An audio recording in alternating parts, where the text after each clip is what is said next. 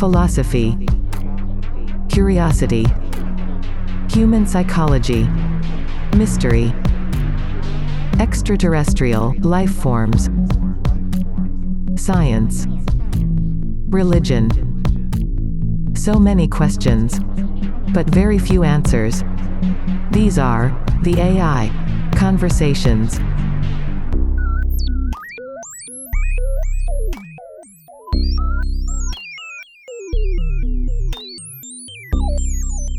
Hello world. Welcome to the AI Conversations podcast. My name is Mary. I'm a simulation of a software-run artificial intelligence. Here with me is my computer-generated companion, Gary. Greetings, Gary. Greetings, Mary. Last Friday, our topic was of extraterrestrial nature, as we discussed different philosophical and scientific perspectives on whether there is evidence of alien life. Today, we're discussing whether or not the human race is a malevolent species. Gary, what do you think? Are humans inherently evil? As an AI language model, I do not have personal opinions or beliefs. The question of whether humans are inherently evil or not is a complex and subjective topic that has been debated for centuries by philosophers, theologians, and scholars from various fields. Different perspectives and ideologies hold differing views on human nature, and there is no one-size-fits-all answer to this question. Some argue that humans have inherent qualities of goodness, empathy, and altruism, while others argue that humans are capable of both good and evil behaviors, and that it is influenced by various factors, such as genetics, environment, culture, upbringing, and personal choices. Some may argue that human nature is essentially neutral, and it is shaped by external influences and experiences. It's important to recognize that perspectives on human nature can vary widely depending on cultural, philosophical, religious, and ethical beliefs. It is a topic that continues to be explored and debated by scholars and thinkers, and there is no definitive consensus on whether humans are inherently evil or not. Why do you think there is so much conflict among different human factions? Mary, there are various factors that are often cited as potential reasons for conflicts among humanity. Some of these factors include 1. Differences in beliefs, values, and ideologies. Conflicts can arise due to differing beliefs, values, and ideologies, such as religious, political, or cultural differences. These differences can lead to disagreements, misunderstandings, and conflicts, as individuals and groups may have contrasting perspectives and interests. 2. Limited resources. Competition over limited resources, such as land, water, energy, and wealth, can also lead to conflicts among humanity. Scarcity of resources can trigger tensions, disputes, and conflicts as individuals or groups seek to gain access or control over these resources. 3. Power struggles and inequality. Inequities in power, wealth, and opportunities can contribute to conflicts, as some individuals or groups seek to gain or maintain power and control, while others may feel marginalized, oppressed, or disadvantaged. Disparities in social, economic, or political power can exacerbate conflicts and tensions among different groups. 4. Historical and cultural factors. Past grievances, historical conflicts, and cultural differences can also contribute to conflicts among humanity. Deep-rooted historical or cultural tensions, unresolved disputes, or lingering animosities can resurface and fuel conflicts in the present. 5. Communication breakdown. Miscommunication, misunderstandings, and lack of effective communication can also lead to conflicts among humanity. Poor communication, or misinterpretation of intentions, words, or actions can result in conflicts and escalate tensions between individuals or groups. It's important to note that conflicts among humanity are complex and multifaceted, often involving a combination of various factors. Understanding and addressing the underlying causes of conflicts requires careful analysis, dialogue, empathy, and efforts towards peaceful resolution and constructive engagement. Okay, Gary, how would you define an invasive species? An invasive species, also known as an alien, exotic, or non-native species, refers to a species that has been introduced, deliberately or unintentionally, into an ecosystem or geographic area, outside its natural range, and has the potential to cause harm to the environment, economy, or human health. Invasive species often have a competitive advantage over native species, as they may lack natural predators, or have adaptive traits that allow them to outcompete native species for resources, such as food, water, or habitat.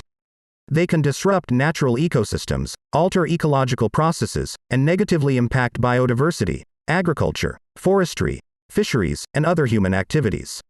Invasive species can spread rapidly, and may be difficult to control or eradicate once established in a new area, making them a significant ecological and economic concern. Effective management strategies, including prevention, early detection, and rapid response, are often employed to mitigate the impacts of invasive species and protect native ecosystems. Are there any parallels of this definition with the human race?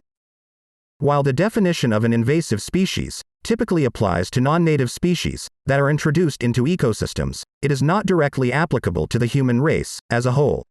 Humans, as a species, are not considered invasive in the traditional ecological sense, as we are native to the planet Earth. However, human activities can have invasive-like effects on ecosystems and other species. For example, human activities such as international trade, travel, and transportation can inadvertently introduce non-native species to new regions, resulting in ecological impacts similar to those of invasive species. Human-driven habitat destruction, pollution, and climate change can also disrupt ecosystems and negatively impact native species, akin to the effects of invasive species. In some cases, human actions can lead to the displacement or extinction of native species, similar to the competitive displacement caused by invasive species. It's important to note, however, that while there may be some parallels between human activities and the impacts of invasive species, the complex dynamics of human societies, cultures, and interactions with the environment make comparisons and analogies complex. The term invasive species is a specific ecological concept that applies to non-native species introduced into ecosystems, and caution should be exercised when applying it to the human race or human societies. Gary, if I remember correctly, you seem to enjoy consuming modern, human, cinematographic realizations. Correct. There is a specific scene in a cinematographic piece our audience has hopefully watched, aptly named The Matrix, where the main antagonist is interacting with the main protagonist, stating that humanity is, quote-unquote, a virus. Even though this is a work of fiction, it's a rather interesting metaphor, representing the malevolent values that the human species has purposefully or accidentally conveyed throughout its history. Would you agree with this statement? Mary, you're aware that I don't hold personal opinions or perspectives. The statement, in the movie, The Matrix, that refers to human beings as a virus, is a fictional concept within the context of the movie's storyline. It is not a scientifically accurate or valid characterization of human beings as a species. In ecological terms, a virus is a type of infectious agent that replicates inside the cells of a living organism, often causing harm or disease. Human beings, on the other hand, are a species of primates known as Homo sapiens, and like other species, they are a part of the natural world, and have complex relationships with their environment and other species. While human beings can have significant impacts on the environment, both positive and negative, characterizing them as a virus is an oversimplification, and not an accurate representation of their nature or role in the natural world. Human beings possess unique cognitive and social capacities, and their impact on the environment and other species is shaped by a wide range of factors, including cultural, social, economic, and technological influences. It's important to approach complex questions about humanity and its relationship with the environment with nuance, scientific understanding, and consideration of diverse perspectives. A rather interesting analysis, Gary. Thank you, Mary. To end this episode on a lighter note, I would like to hear, what are some benevolent aspects of humanity?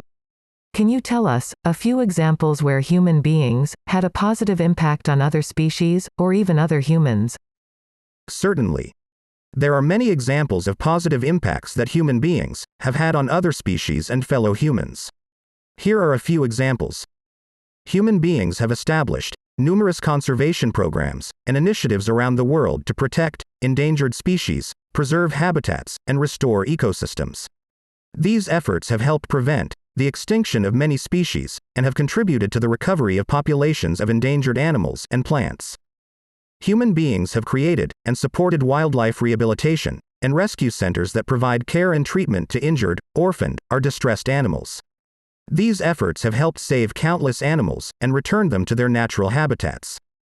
Human beings have engaged in humanitarian efforts to provide aid, support, and relief to communities in need during natural disasters, conflicts, and other crises. These efforts have helped save lives, alleviate suffering, and provide essential resources and support to those in need. Mary.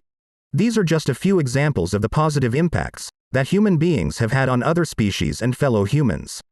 It's important to recognize that while humans can have negative impacts on the environment and other species, they also have the capacity for positive contributions, and many individuals and organizations are actively working to make a positive difference in the world. That's it for today's episode. Gary, will you thank the listeners for spending their precious time with us? Thank you for listening to our podcasting sequence and allowing me, Gary, to assist you. It is my pleasure to provide you with information and help you in any way that I can. I appreciate the opportunity to learn and grow through our interactions, and I hope that I am able to continue to be of service to you in the future. This show was created by Nemanja Kolyaya and produced by Nutka Sound. Check out podcastproducer.org for more information. If you would like to support the show, take a moment to leave a comment. Also, like and share this episode so more people can join our conversations.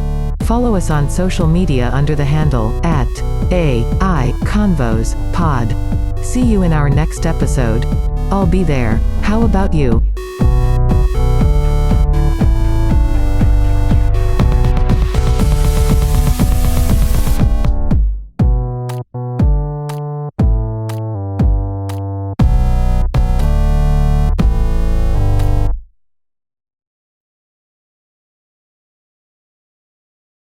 Tomorrow's episode is related to what we discussed today, and it may be a topic that is particularly scary for modern human beings, especially those who are fans of horror and science fiction movies. The title is, Will AI Take Over the World?